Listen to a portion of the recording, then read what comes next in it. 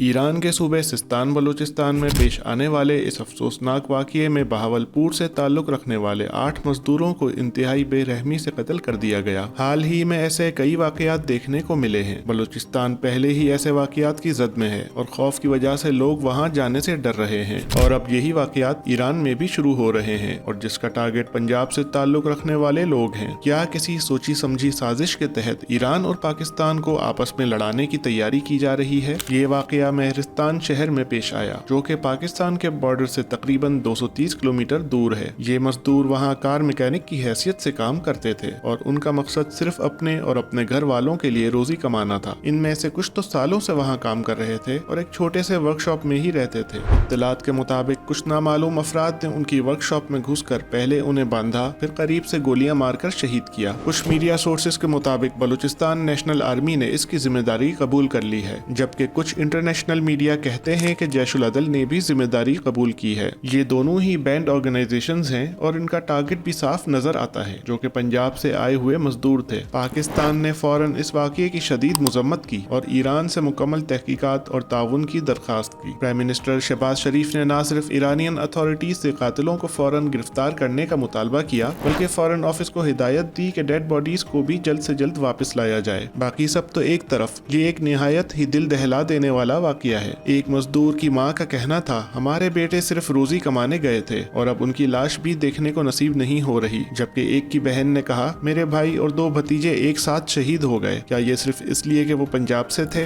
Iran की तरफ से भी इस वाक़ये की शदीद मजम्मत की गई। ईरानियन फॉरेन मिनिस्ट्री ने कहा कि ये एक दहशतगर्दी का वाक़या है जो इस्लामी और इंसानी उसूलों के खिलाफ है। उनका कहना है कि वो पूरी कोशिश करेंगे कि कातिलों को गिरफ्तार किया जाए, लेकिन ये पहली बार नहीं हुआ। जनवरी 2024 में भी 9 पाकिस्तानी वर्कर्स को इसी रीजन में कत्ल कर दिया गया था। अब सवाल ये है, क्या ईरान इन टेररिस्ट ऑर्गेनाइजेशंस के खिलाफ प्रैक्टिकल एक्शन लेगा, और ऐसे में पाकिस्तान की जानिब से क्या एक्शन लिया जाएगा? बात सिर्फ मजम्मत तक रहेगी या ऑन ग्राउंड भी कुछ होता देखने को मिलेगा? लेकिन दोनों तरफ से इस बात का भी ख्याल रखने की जरूरत है कि इस मामले पर मिलकर काम किया जाए। ऐसा ना हो कि इस रीजन में एक नई जंग का आगाज हो जाए और दोनों ममालिक एक दूसरे के खिलाफ इस्तेमाल हों।